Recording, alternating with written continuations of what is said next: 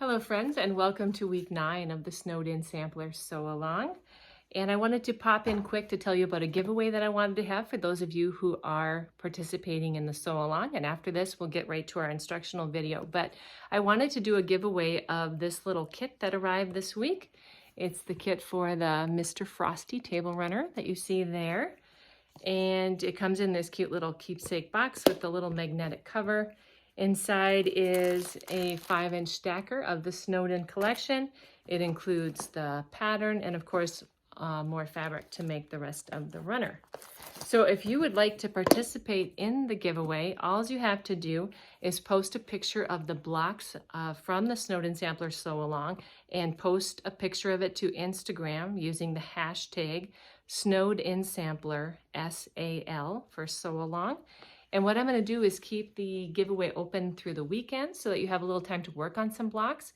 And then next Monday, I will go through the hashtag and randomly pick a winner to win one of these kits. So if you're watching this video on YouTube, at a later date, the giveaway will be closed. So the date today is August 12th of 2021. So we'll have until the following Monday. So if you're watching this after that, the giveaway will be closed. But for the next little while, if you want to participate in a giveaway for this fun little kit, I would love to see what you're working on. So go ahead and snap a few photos. They don't have to be perfect or beautiful lighting or setting. I just want to see what you're working on, what fabrics you're using, and see a little bit about what everyone's doing. So go ahead and participate in that. And then in the next video, we will get to some of the instruction for the sew. Hello friends, welcome back to week 9 of the Snowed In Sampler Sew Along. And in our quilt, we have sewn all of the blocks here except for these 3 snowflake blocks. So they are my favorite blocks from the quilt just because I love anything Nordic and I love anything red and white. But I will say they are also the most challenging blocks from the quilt, so that is why I saved them for the last week. So for those of you who are newer to sewing, you had a chance to practice some of your skills before we got to this point. So I will say that accuracy is key with this block. So just keep that in mind as you're working, that you're cutting and sewing accurately along the way, and then you will have better luck with getting your intersections lined up and also with some of the pieces in the block that are fairly small. You can go ahead and turn to page 10. I've done my cutting here, which you can see. Now, if you followed along from week 2, we already cut these red pieces here using this little handy chart. That way we could use our scraps in some of our other blocks. So you maybe already have that cut. You can go ahead and cut the background for this block also.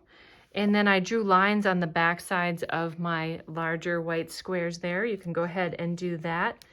Then let's talk about the assembly in steps 1 and 2. We'll do that right now. So for step 1, you're going to take your 3 3/4 inch red square and you're going to lay your white 3-inch square on top, getting that lined up nicely. And then you're going to use the folded corner technique and sew from point to point here. Now, in one of the previous episodes, I already talked about a lot of different methods for doing folded corners, and I'm not going to go over that again. You can go back and review that if you need to, but I'll tell you the method that I used for this block this time because I wanted it to be the most accurate as I took the time to draw the lines, and then I'm going to sew right on the outside edge of the line, and the outside being the edge where this part is going to be cut off later. So that just sewing on the outside edge is going to allow a little bit for the turn of the fabric so that this will fold nicely to the outside edges. Then you're going to go ahead and repeat on the other side. So you're going to get a block that looks like that. And you're going to make 4 of those. Then moving on to step 2, we are going to make some half square triangles. Oops, I got that in the wrong pile. So your little bit smaller square will be the same size as some of your white squares. Again, I've got the line drawn down the middle, but in this case, I'm going to sew 1/4 inch away on either side of the line. We talked about how to make half square triangles again in one of the previous episodes, so I'm not going to go over that, but you can review it if you want to. But I'm going to go ahead and sew those 2 steps, and then I will come back and show you what those finished blocks look like.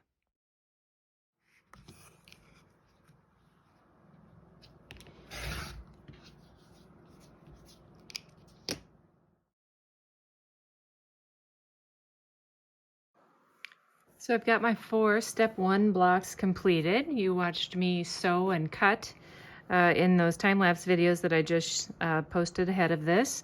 But I did want to pause in that just to share with you that these blocks should measure 3 3/4 inches finished. And this is how I measure that to double check. And if they are a little bit off, I would trim them, because again, this is where accuracy is pretty important. So even if it's just a few fuzzes along the edges, it's going to help with staying accurate. So there's just a little bit here and there. And I guess one way that I could show you to help out with that is if you have one of these rotating mats. They are kind of handy for doing your square ups, because then you don't need to pick up the block, you can just rotate it. And this was a gift from Riley Blake Designs to their designers at Christmas one year, so I've been using it a lot for things like this. So do take the time to double check your blocks and make sure that they are the right size. I've gone ahead and sewed my half square triangles. You can see I've sewn 1/4 inch away from either side. And then I just wanted to remind you, this is how I trim and get rid of dog ears, as I cut that little 1/4 inch corner, just like that. Let's see if you can get the camera to focus. And then I line them up on one of the lines on my mat, cut them all at once. And then when you open your block, you don't have any of those little dog ears on the corner.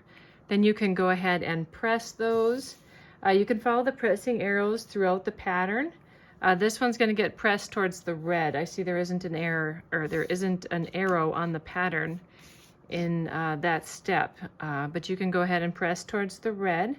Those should measure 3 inches, because we cut this 3 3/8, and that diagonal seam is going to take 3/8 of an inch out of your block, so that should proof to 3 inches.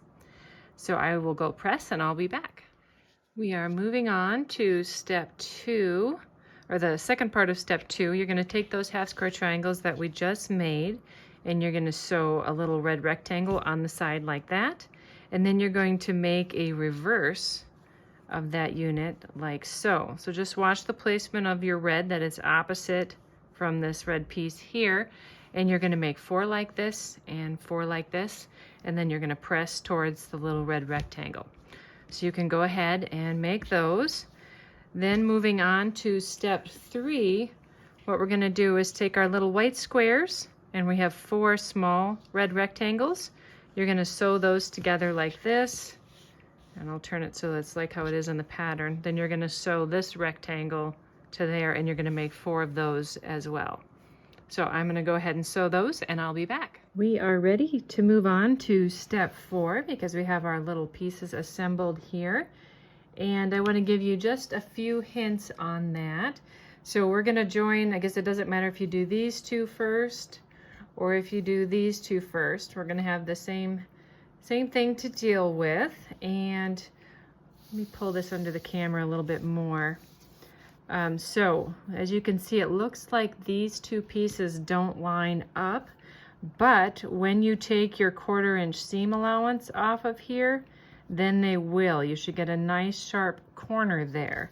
So you could just sit down and sew and hope it works out for the best and you get a nice perfect point, but I usually like to double check myself just a little bit. So I may peek inside here and just eyeball, is my 1/4 inch, let's get this a little closer to the camera, is it lining up, or do I need to make a little bit of an adjustment there so that I can see that that's perfect?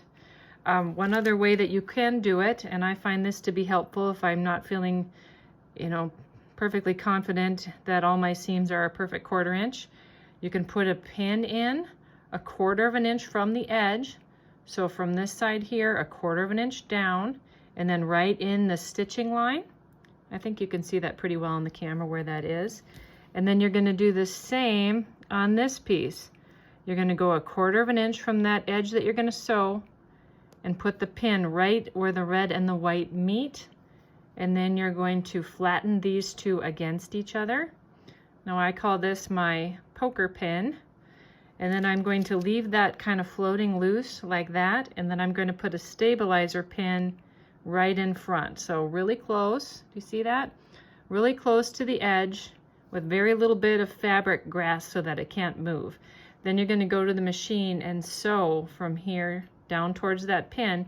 You can sew over this one, but that little poker pin, you're just going to pull it out right before you stitch over it. And that ensures that there isn't much movement happening as you're sewing. So that's one little tip I have for getting those lined up. Now I will show you the one that I sewed. I did not pin, but I did do that little thing where I kind of, you know, looked inside here before I sewed.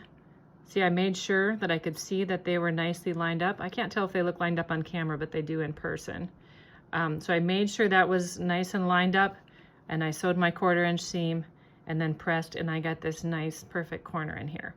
Now that doesn't happen every time, and I don't often just keep ripping until I get it perfect, because it's just not that fun to rip out over and over again. But if it's pretty close, I call it good, because you know, once you stand a little bit of a ways away, you can't see if you're a couple threads off or not. But this would be the goal, that you get a nice piece like that. Then you're going to, on the other side, sew these two together. Nothing to worry about there. That one's super easy to do. So that's what I've done here.